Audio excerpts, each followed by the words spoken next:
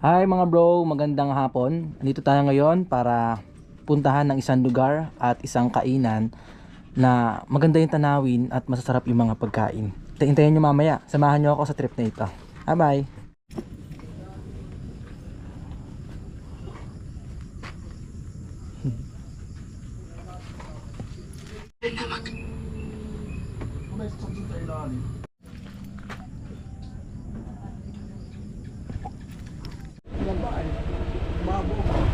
Saan sa'yo, bye-bye. Bye-bye. Okay na. Kasang daanan. Please bibigyan mo yung barangay.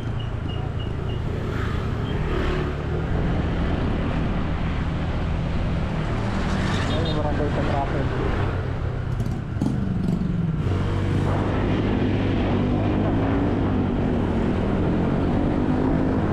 Ayun saan yung bago sa Pongo. Kumama na. Kanan ba yan o kaliwa? Kaliwa pa lang po. Ayun yung bago sa Pongo.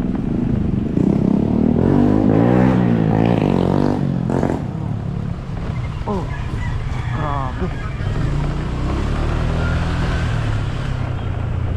Grabe lubak dito guys. Nakatapos sa utol ko. Alright. Alright. Alright. Oh, wala na.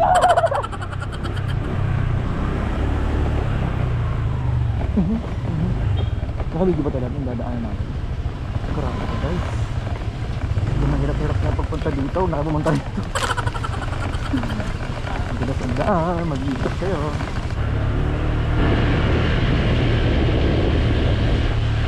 Guys, ito yung magdadaanan ninyo guys.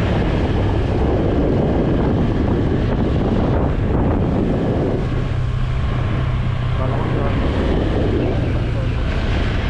Pangit ng Richard. Kumamit ko eh. Yung mga pinarapos yun. Yun yung bukid oh.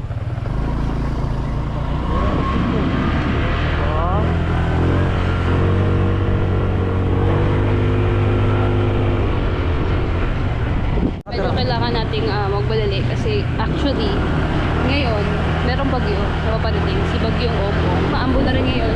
So, kailangan natin magbalali kaysa mabasa pa tayo at magkasakit. So guys, look.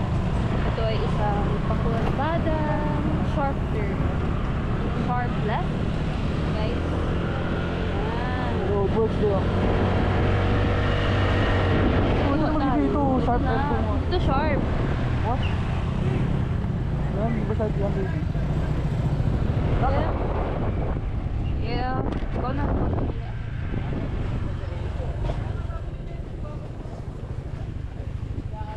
Alright guys, nandito na tayo sa Tanawan.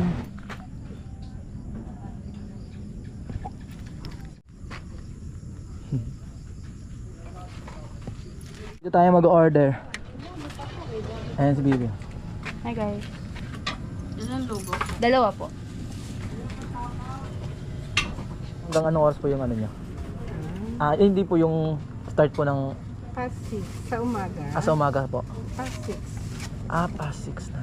Sarap po kasi ng lugaw dito, no? Thank you, sir. Kayo po yung may-ari po. Compliment. Hindi, siya po. Si ate. Pepper lang ako. Hello, si ate pala yung may-ari. Kaya na tayo. Kaya na po kami. Tara saan tayo?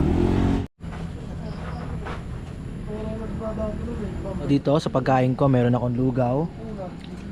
At ang tawag dito kwek-kwek, okwa at saka lumpia. So meron din ditong pusa. Ayan, nagkakamot to. Ay. So ayan yung view guys dito. Ayan yung view. Ang ganda, 'di ba? Tapos merong mga parking sa labas niyan, merong parking diyan. Diyan kami naka-park. Tapos doon ka mag-order. Doon. Marami na dito ang mga table, pwede maka-accommodate kayong lahat. Alright, ano masasabi mo sa food mo, Era Cafe? I-rate mo 1 to 5. 5. Bakit 5? Ang sarap. Favorite talaga dami dito. Lagi kami pupunta kasi di kami nakapag-video. Sukay na kami dito. Sukay ka. Ano masabi mo, Ming? Anong rate mo? Nonchalant lang daw siya. Kahit na gabi na, madami pa rin tao na pupunta dito. Talagang hindi lang siya pinupuntahan dahil sa magandang view, kundi dahil din sa masarap na pagkain nila. masarap din talaga yung lugaw. So, kapag gantong oras kayo pumunta, siguro around, mag-6 na kasi guys eh. Kaya ganyan kaganda.